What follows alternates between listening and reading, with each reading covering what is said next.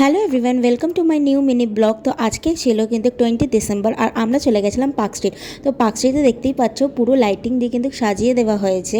তো যারা যারা একটু মনে করছে একটু ভিড় এড়াতে, তো ভিড় এড়াবে তারা কিন্তু 25শে ডিসেম্বরের আগেই কিন্তু ভিজিট করতে পারো।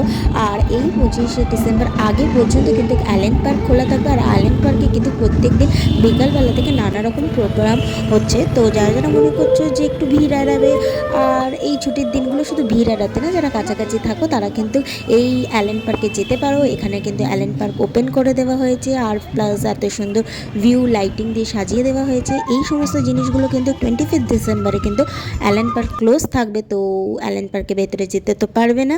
তো যারা মনে করছে যে এখনই একটু ভিজিট করতে পারো, আর শীতের আমেজ তো শুরুই হয়ে গেছে ঠান্ডা ঠান্ডা বৃষ্টিতে, তো তারা কিন্তু ভিজিট করতে পারো। আর সবাইকে আগে থেকে জানালাম বড়দিনের অনেক অনেক শুভেচ্ছা। টাটা, বাই বাই, দেখা হবে আরেকটা মিনি ব্লগে।